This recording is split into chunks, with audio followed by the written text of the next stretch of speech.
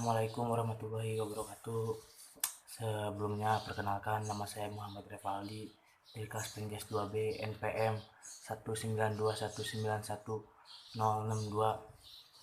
Baik, pada kesempatan kali ini saya akan sedikit menjelaskan materi pengolahan pendidikan, yaitu mengenai tahapan dalam pengelolaan peserta didik. Nah, dalam tahapan pengolahan peserta didik ini ada beberapa proses yaitu yang pertama yaitu analisis kebutuhan peserta didik. Nah, analisis kebutuhan peserta didik ini itu langkah pertama dalam kegiatan manajemen peserta didik adalah melakukan analisis.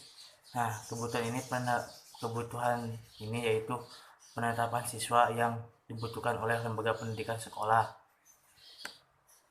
Yang kedua ada rekrutmen peserta didik. Nah, dalam tahapan pengolahan peserta didik juga yang kedua itu rekrutmen peserta didik di sebuah lembaga pendidikan sekolah pada hakikatnya adalah merupakan proses pencarian atau menentukan dan menarik pelamar yang mampu untuk menjadi peserta didik di lembaga pendidikan suatu sekolahan tersebut yang bersangkutan.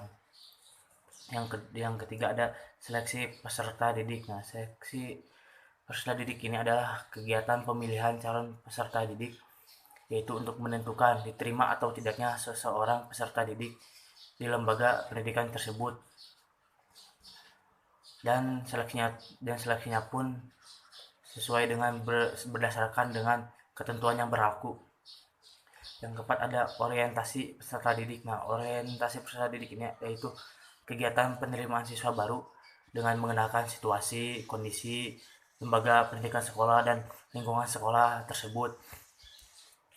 Yang kelima ada penempatan peserta didik atau pembagian kelas. Sebelum peserta didik yang diterima pada sebuah lembaga pendidikan sekolah mengikuti proses pembelajaran, terlebih dahulu perlu ditempatkan dan dikelompokkan dalam kelompok belajarnya.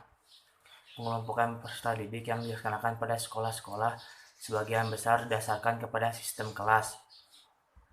Pembinaan dan pengembangan peserta didik. Langkah berikutnya dalam manajemen peserta didik adalah melakukan pembinaan dan pengembangan terhadap peserta didik. Yang ketujuh ada pencatatan dan pelaporan tentang peserta didik ini di sebuah lembaga pendidikan sekolah sangat sekali diperlukan. Yang kedelapan kelulusan. Nah, ini akhir dari sekolah, kelulusan dan alumni. Proses kelulusan adalah kegiatan paling akhir dari manajemen peserta didik. Kelulusan adalah pernyataan dari lembaga pendidikan tentang telah diselesaikannya program pendidikan yang harus diikuti oleh peserta didik. Yang berikutnya yaitu peranan guru dalam pengelolaan peserta didik. Nah, peranan guru dalam pengelolaan peserta didik ini yaitu terdapat beberapa macam, seperti yang dinyatakan oleh Dr. Mo Usman 2001 dalam bukunya, menyatakan bahwa guru mempunyai 4 peranan penting dalam saat proses kegiatan belajar mengajar berlangsung. Yang pertama yaitu peranan guru sebagai demonstrator atau lecturer atau pengajar. Maksudnya adalah hendaknya seseorang guru harus bisa menguasai bahan ajaran materi yang akan dipelajari atau disampaikan terhadap siswa, serta harus bisa mengembangkannya dalam arti meningkatkan kemampuan dalam hal ilmu yang dimilikinya, karena hal ini sangat menentukan hasil belajar yang diperoleh oleh siswa. Juga guru diharapkan mampu dan terampil dalam merumuskan TPK, yaitu tujuan pembelajaran khusus, memahami kurikulum, menentukan metode yang tepat, dan dia sendiri sebagai sumber belajar terampil dalam memberikan informasi kepada murid. Yang kedua yaitu ada peranan guru sebagai pengelola kelas. Peran guru sebagai pengelola kelas tujuan umumnya itu learning manager. Pengelolaan kelas adalah guru menyediakan dan menggunakan fasilitas untuk bermacam-macam kegiatan belajar agar mencapai hasil yang baik. Sedangkan tujuan khususnya yaitu untuk mengembangkan kemampuan siswa dalam menggunakan alat-alat belajar, menyediakan kondisi-kondisi yang memungkinkan siswa bekerja dalam belajar, serta membantu untuk memperoleh hasil yang diharapkan. Nah, sebagai manajer, guru harus bertanggung jawab memelihara lingkungan fisik kelasnya agar senantiasa menyenangkan untuk belajar dan mengarahkan atau membimbing proses intelektual dan sosial dalam kelasnya. Dengan demikian, guru tidak hanya memungkinkan siswa belajar, tetapi juga mengembangkan kebiasaan bekerja dan belajar secara efektif di kelas. Yang ketiga yaitu ada peranan guru sebagai mediator dan fasilitator. Nah, guru sebagai mediator seharusnya memiliki pengetahuan dan pemahaman yang cukup tentang media pendidikan, juga memiliki keterampilan memilih dan menggunakan serta mengusahakan media itu dengan baik, karena media pendidikan merupakan alat komunikasi untuk lebih mengefektifkan proses belajar mengajar.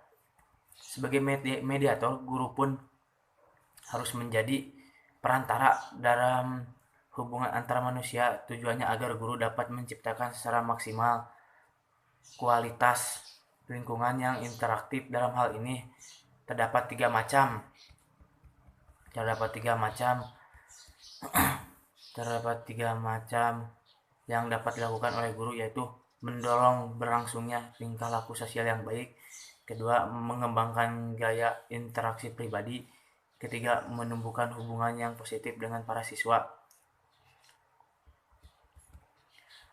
Berikutnya yang terakhir yaitu peranan guru sebagai evaluator. Nah, dalam satu kali proses belajar mengajar, guru hendaknya menjadi seseorang evaluator yang baik.